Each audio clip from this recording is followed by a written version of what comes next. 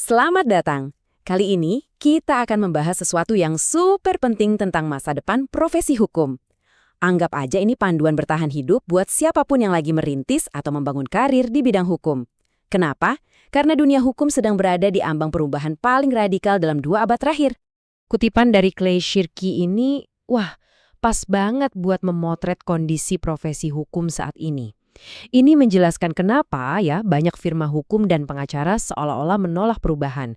Ya gimana, model bisnis mereka selama ini kan memang dibangun untuk menyelesaikan masalah dengan cara yang lama, cara yang seringkali ya kurang efisien. Nah, disinilah letak masalah utamanya. Di satu sisi, kebutuhan akan jasa hukum itu meledak, banyak banget. Tapi di sisi lain, anggaran untuk membayar jasa itu dengan cara tradisional justru makin menipis. Ketidakcocokan inilah yang jadi pemicu utama transformasi besar-besaran di pasar hukum. Oke, mari kita bedah lebih dalam. Ini bukan cuma masalah sementara karena ekonomi lagi sulit ya, bukan. Ini adalah pergeseran pasar yang fundamental, yang kayaknya nggak akan bisa kembali seperti dulu. Tantangan untuk mendapatkan lebih banyak layanan hukum dengan biaya yang lebih sedikit, inilah yang menjadi mesin utama pendorong perubahan di dekade mendatang. Angka ini bukan main-main loh. Coba bayangin.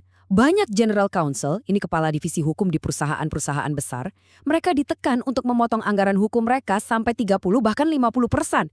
Jadi kerjaan makin banyak, risiko makin tinggi, tapi sumber dayanya dipotong habis-habisan. Ini situasi yang jelas gak bisa dipertahankan dengan cara kerja yang lama kan? Nah masalahnya, tantangan lebih banyak dengan lebih sedikit ini gak datang sendirian. Tantangan ini diperkuat oleh 2 kekuatan besar lainnya. Kalau digabung, ketiganya menciptakan semacam perfect storm atau badai sempurna yang mengguncang fondasi model hukum tradisional sampai ke akarnya. Yuk, kita urai satu persatu 3 pendorong ini.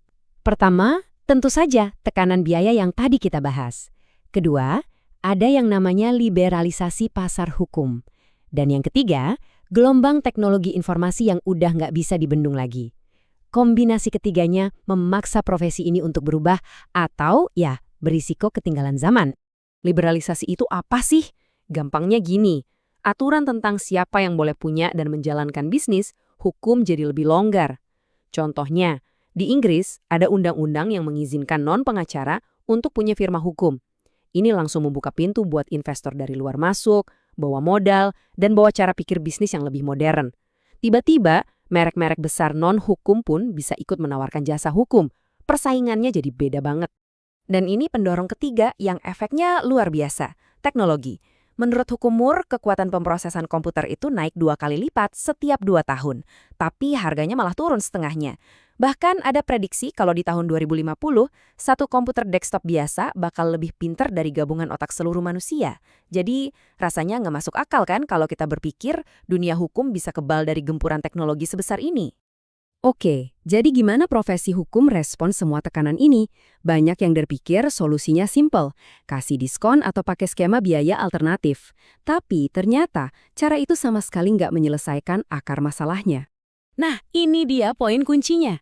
Pergeseran strategisnya ada di sini. Memberi diskon itu ibarat cuma membungkus ulang layanan lama yang memang sudah kemahalan. Solusi yang sebenarnya adalah merekayasa ulang cara kerja hukum itu sendiri, dari dasarnya. Ini tentang inovasi proses, bukan sekedar potong harga. Gambar ini menjelaskan evolusinya dengan sangat baik. Coba kita ikuti alurnya ya. Kita bergerak dari bespoke atau layanan yang benar-benar dibuat khusus, setiap kasus digarap dari nol. Lalu bergerak ke standardized, di mana kita mulai pakai template. Terus, systematized, prosesnya dibantu alur kerja yang jelas. Lanjut ke packaged, di mana keahlian hukum dikemas jadi produk online. Dan puncaknya, commoditized, di mana layanan hukum dasar jadi murah banget, bahkan bisa gratis. Biar lebih kebayang bekerja secara berbeda itu seperti apa, kita ambil contoh litigasi. Daripada melihatnya sebagai satu pekerjaan raksasa, kita bisa memecahnya jadi tugas-tugas kecil. Misalnya tinjauan dokumen. Ini kan pekerjaan yang butuh banyak waktu dan berulang-ulang. Nah, ini nggak perlu lagi dikerjakan oleh pengacara junior yang mahal di firma besar. Tugas ini bisa dialihkan ke penyedia jasa khusus dengan biaya yang jauh lebih murah. Bisa sampai 1/7 biayanya. Jadi, yang benar-benar butuh pengacara ahli ya tinggal bagian strategi dan taktiknya. Jadi, poin krusialnya adalah cara kerja baru ini dimungkinkan oleh adanya seperangkat alat baru. Yuk, Sekarang kita buka kotak peralatan teknologi ini dan lihat apa saja yang akan membentuk ulang praktik hukum di masa depan. Penting banget buat kita paham bedanya dua hal ini. Teknologi penunjang itu cuma bikin kita melakukan hal lama jadi sedikit lebih baik. Contohnya, sistem akuntansi yang terkomputerisasi. Tapi teknologi disruptif, nah ini yang benar-benar mengubah permainan. Teknologi inilah yang memungkinkan kita melakukan hal-hal yang sama sekali baru, bukan sekedar mempercepat proses yang lama. Ini salah satu contoh alat disruptif. Bayangin deh, ada sistem di mana Departemen HRD bisa bikin draft kontrak kerja yang rumit hanya dengan mengisi formulir online. Dalam hitungan menit, draftnya jadi. Ini jelas ancaman langsung buat model tagihan per jam yang selama ini justru memberi insentif pada pengacara untuk bekerja lebih lama. Slide ini menegaskan lagi betapa besar dampaknya. Peningkatan efisiensinya itu luar biasa. Sesuatu yang dulu butuh berjam-jam, sekarang selesai dalam hitungan menit. Ini benar-benar mengubah nilai sebuah layanan di mata klien dan menjadi ancaman besar bagi model bisnis yang dibangun di atas inefisiensi. Dan masih banyak lagi alat lainnya. Ada penyelesaian sengketa online yang memindahkan proses mediasi ke dunia maya jadi lebih cepat dan murah. Ada pencarian hukum cerdas yang bisa menganalisis ribuan dokumen jauh lebih cepat daripada tim paralegal. Dan tentu saja, kecerdasan buatan atau AI. Sistem seperti Watson dari IBM yang pernah menang kuis Jeopardy menunjukkan potensi AI untuk suatu hari nanti bahkan bisa memberikan nasihat hukum yang kompleks.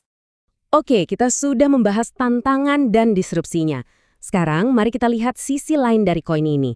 Peluang-peluang luar biasa yang muncul dari lanskap baru ini, terutama bagi generasi pengacara yang akan datang. Jadi, jangan lihat disrupsi ini sebagai akhir dari karir hukum. Sebaliknya, ini adalah sebuah awal yang baru. Model piramida lama, di mana firma untung besar dari banyak pengacara junior yang mengerjakan tugas-tugas repetitif, itu akan segera berakhir. Tapi sebagai gantinya, akan muncul banyak sekali jalur karir baru yang menarik di bidang teknologi hukum, manajemen proyek hukum, analisis data hukum, dan banyak lagi yang mungkin sekarang belum kita bayangkan. Metafora dari pemain hoki es legendaris, Wayne Gretzky, ini merangkum semuanya dengan sempurna. Kesuksesan di masa depan itu bukan tentang mempertahankan masa lalu, tapi tentang kemampuan mengantisipasi dan menyambut perubahan. Pengacara masa depan harus fokus pada pasar hukum yang akan datang, bukan yang sudah berlalu. Pembahasan kita berakhir dengan sebuah pertanyaan untuk Anda. Perubahan ini bukan lagi teori, ini sedang terjadi sekarang. Pertanyaannya bukan lagi apakah profesi hukum akan berubah, tapi bagaimana Anda akan beradaptasi. Jadi, di tengah disrupsi dan semua peluang ini, pikirkanlah, Anda ingin menjadi pengacara yang seperti apa?